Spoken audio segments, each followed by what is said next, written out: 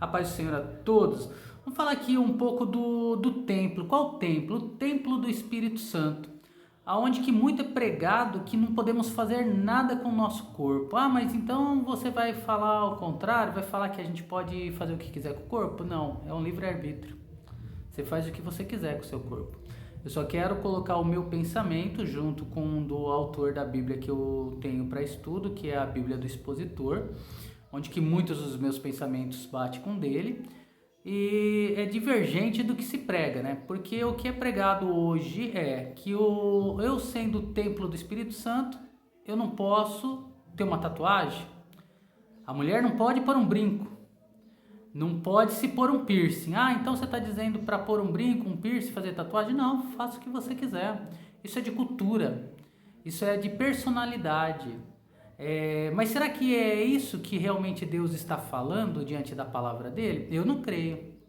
Porque se nós formos julgar que uma pessoa tatuada, uma pessoa que usa brinco, uma pessoa que tem piercing não tem Deus, é difícil.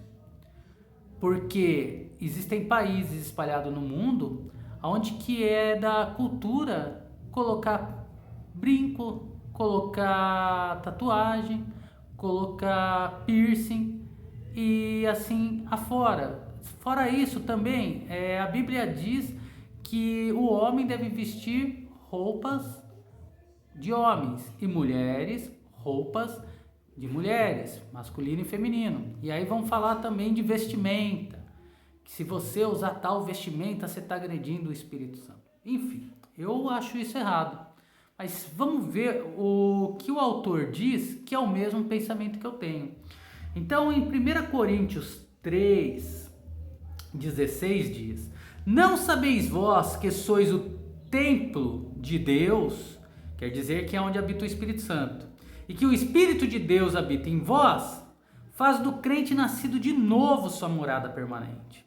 Se alguém destruir o templo de Deus, aqui fala do nosso corpo deve ser o sacrifício vivo, o que significa que permanecemos santos ao ser sempre a cruz como objetivo da nossa fé. Romanos 12, 1. Irmãos, quem prega que não pode ter piercing, não pode ter brinco, não pode ter tatuagem, não pode ter várias coisas no corpo e tem que andar com vestimenta de terno, gravata, não pode bermuda, mulher não pode colocar calça, isso, aquilo. A maioria vive pela lei, não vive pela graça. Diz que estamos vivendo pela graça, mas colocando lei sobre o jugo daqueles que o seguem. E quem vive pela lei é condenado à morte, porque a lei não salva ninguém, é somente a graça. Mas vamos dar continuidade. Deus o destruirá.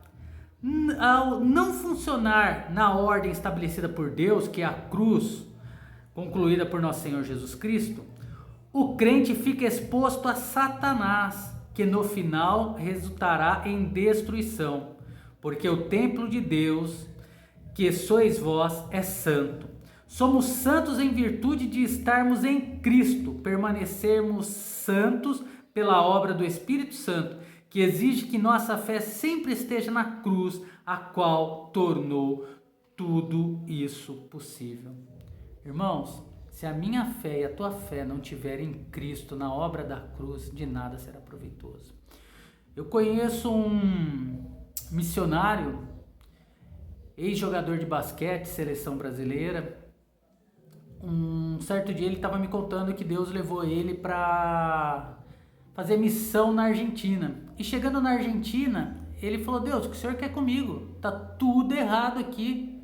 Todos tatuados, com piercing, com argolas na orelha, homens, mulheres. E o que o Senhor está querendo comigo? E disse que Deus falou para ele: você vê com os olhos humanos e eu vejo com o coração. E eles me adoram em espírito e em verdade. Somos muitas das vezes como esse missionário que foi mudado, foi transformado através da sua incredulidade pelo agir do Espírito Santo. Somos como Samuel, que queria um homem forte e valente, mas era um franzino que cuidava das ovelhas que Deus tinha escolhido.